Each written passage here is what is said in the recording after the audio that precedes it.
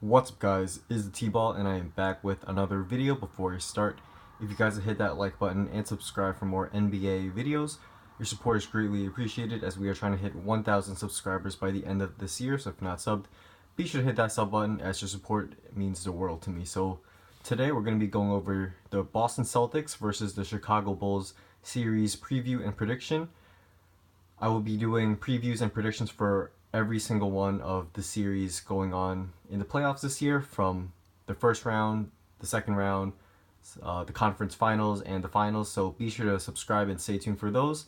Also, the links to all of those videos will be down in the description below once they are uploaded. So be sure to check that out. So the Boston Celtics are the first seed in the Eastern Conference. They have a 53-29 record.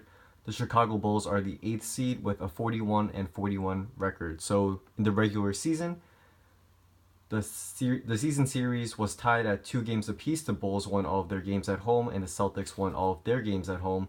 And the key players in this matchup for the Celtics will be Isaiah Thomas.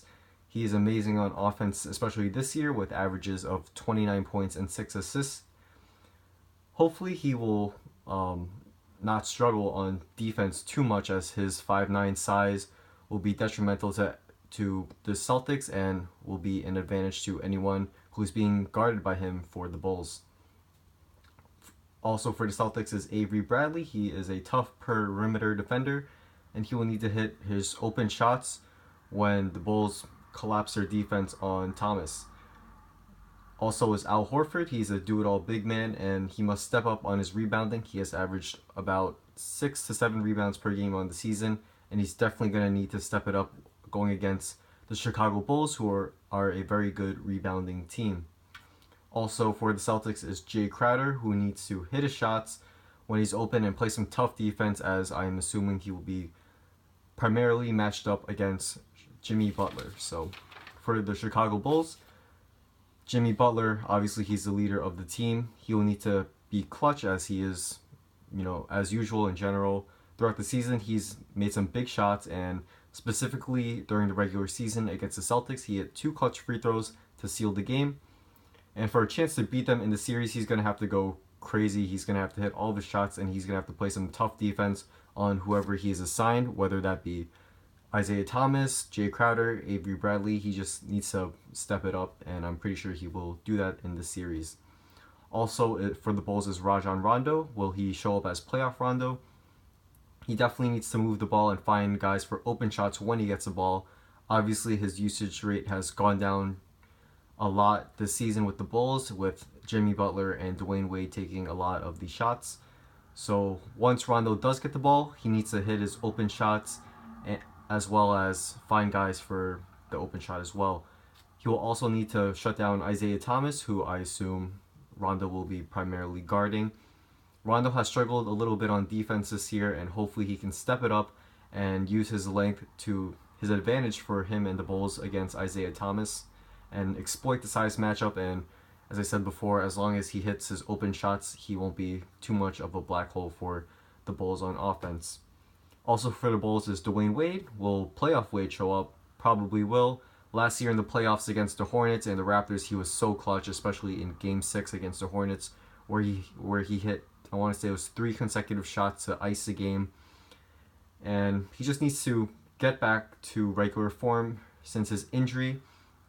I'm pretty sure he played about 2 to 3 games since his injury, the final 2 to 3 games of the regular season. So hopefully Wade will be all good and basically normal and to start the series. And he's a very clutch player, as I said before, and hopefully he will be clutch again.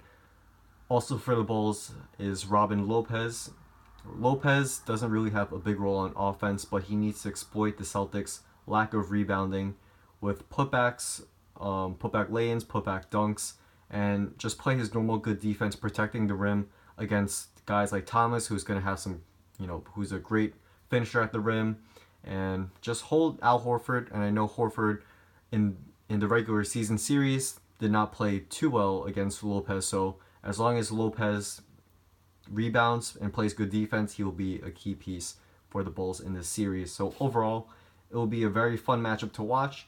there's definitely going to be some close games, and expect some lower scoring games, as both the Celtics and the Bulls are both very good defensive teams.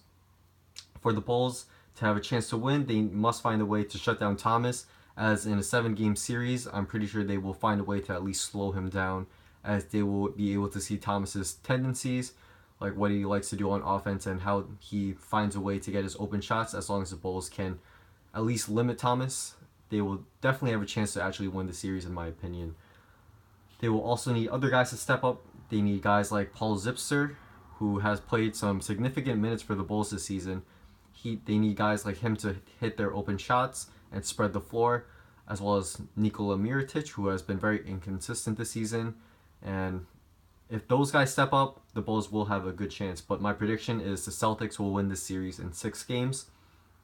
The Celtics are too deep to lose in the first round to the Bulls, who have been very inconsistent on the season. They barely made the playoffs with a 41-41 record. And the Celtics in general are a very good team on offense and defense, and I'm pretty sure even though Thomas might get shut down in a couple of games, you know, the Celtics, there are other players like Crowder, Bradley, Horford. They also have Brown, who's getting some experience as a rookie in the playoffs. Guys like that are going to definitely step up against the Bulls and make sure the Celtics don't lose in the first round. So also, a side note, it's great to see Rondo play against his former team. It's going to be very interesting. If you guys didn't know, or you guys been under a rock, Rondo has played for the Celtics since his rookie year, all the way, I want to say, until 2012 to 2013, or was it 2013 to 14 season, and then he was eventually traded to the Dallas Mavericks.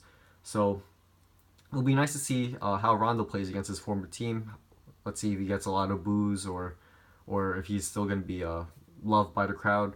But that's just a side note. Thanks for watching. If you guys did enjoy this preview and prediction video, be sure to leave a like and subscribe. Tell me your predictions down in the comments below, as I love interacting with you guys, as I will definitely respond to basically all my comments unless it somehow doesn't show up. So be sure to stick around and check the description for my other preview and prediction videos as well once they come up. So once again, thanks for watching, and I hope you guys all have a good one. Peace.